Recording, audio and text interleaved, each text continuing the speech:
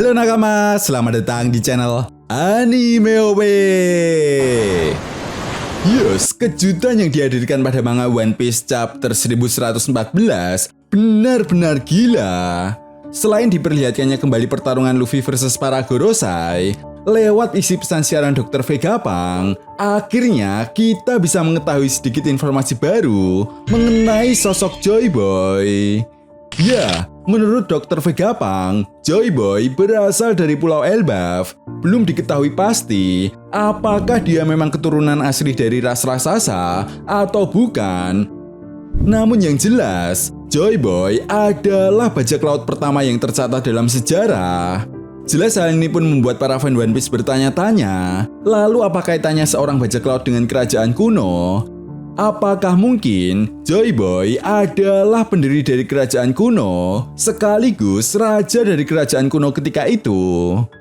Oke, daripada makin penasaran, berikut ini merupakan review One Piece chapter 1114. One Piece chapter 1114 kali ini mendapatkan judul Sayap Ikarus. Nah, kemungkinan besar judul chapter kali ini akan merujuk pada hipotesa Dr. Vegapunk yang menjelaskan bahwa penelitiannya tentang abad kekosongan membawanya terlalu dekat dengan matahari.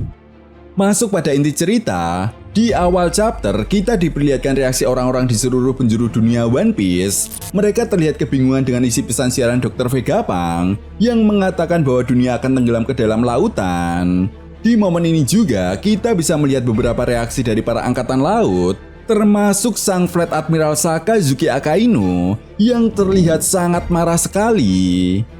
Bukan hanya itu saja, di penjara Impel Down, sang mantan sisi Bukai Doflamingo juga memerintahkan kepada Magellan bahwa mereka harus pergi ke tempat yang lebih tinggi. Keadaan di dunia One Piece pun semakin mencengkam ketika Dr. Vegapunk menjelaskan bahwa permukaan air laut akan naik 1 meter akibat gempa bumi. Hal ini diakibatkan bukan karena terjadinya bencana alam, melainkan memang sengaja dilakukan oleh pihak tertentu. Jelas secara tidak langsung, hal ini seolah mengkonfirmasi bahwa senjata yang digunakan oleh Im Sama untuk menghancurkan kerajaan Lulusia memang memiliki dampak yang sangat mengerikan. Artinya, seperti yang pernah Mimin bahas sebelumnya, kemungkinan besar senjata yang digunakan oleh Im Sama adalah senjata kuno Uranus. Shin pun kemudian membawa kita kembali ke Pulau Egghead. Nah, di sini Gorosei Mars terus mencoba menghancurkan Denden Mushi yang dia temukan, hingga pada akhirnya Gorosei Mars masuk ke dalam sebuah ruangan. Dan betapa terkejutnya Gorosei Mars saat mengetahui bahwa ruangan itu adalah ruangan yang digunakan untuk menyimpan Mother Flame.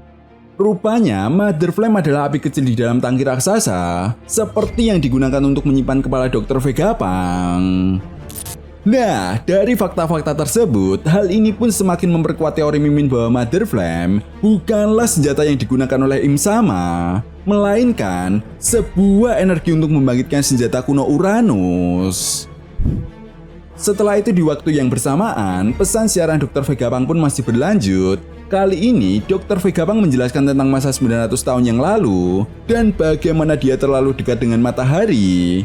Sementara itu dalam sebuah panel kecil, kita juga diperlihatkan reaksi Im Sama yang terdiam begitu saja mendengar isi pesan siaran Dr. Vegapunk. Vegapunk juga mengatakan bahwa dosa keduanya adalah dia terus meneliti tentang batu Poneglyph dan sejarah kuno. Vegapunk juga menegaskan dia tidak tahu semua yang terjadi pada masa 900 tahun yang lalu, tetapi sebisa mungkin dia akan menjelaskan apa yang dia ketahui.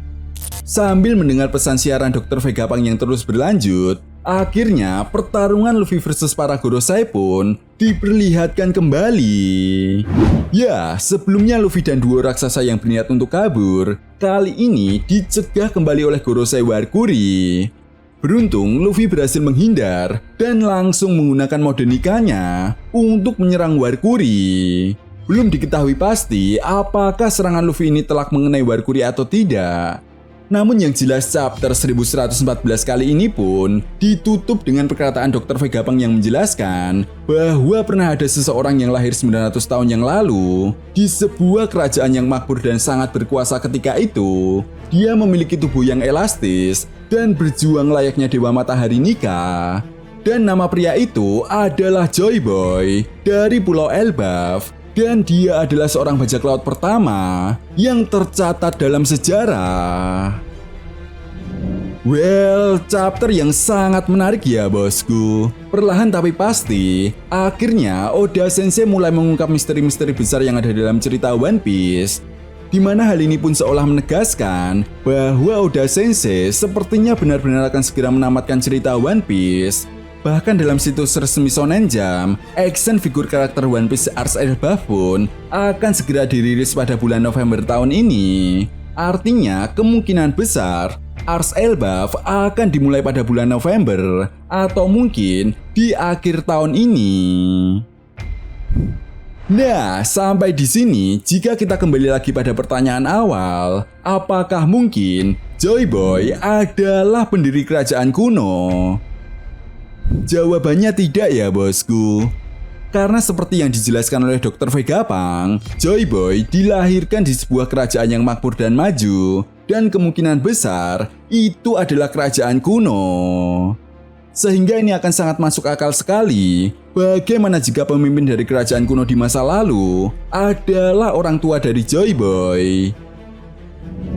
Namun karena kerajaan-kerajaan yang sebelumnya beraliansi dengan kerajaan kuno ini mengetahui bahwa Joy Boy adalah seorang bajak laut, kemudian memanfaatkan celah ini untuk melakukan pemberontakan. Tentu saja dengan alasan seorang bajak laut tidak layak untuk memimpin sebuah kerajaan. Itu sebabnya sepanjang cerita One Piece berjalan, tentunya kalian semua para fan One Piece sudah tahu betul jika para bajak laut yang ada di dunia One Piece selalu memiliki stigma yang buruk di mata para petinggi pemerintah dunia ataupun kerajaan-kerajaan yang berafiliasi dengan pemerintah dunia. Maka dari itu, di masa lalu, Ing Sama yang merupakan keturunan dari kerajaan Erona pun melakukan segala cara untuk bisa melakukan pemberontakan. Hingga pada akhirnya terbentuklah 20 aliansi kerajaan yang bersatu, atau yang sekarang dikenal sebagai pemerintah dunia, yang memang sengaja diciptakan untuk melakukan perlawanan terhadap kerajaan kuno. Nah, itu tadi merupakan review One Piece chapter 1114. Jadi, bagaimana menurut nakama semua? Jika kalian punya pendapat lain, silakan berikan pendapat kalian di kolom komentar ya, bosku. Oke, sampai di sini dulu pembahasan kita kali ini, and see you next time.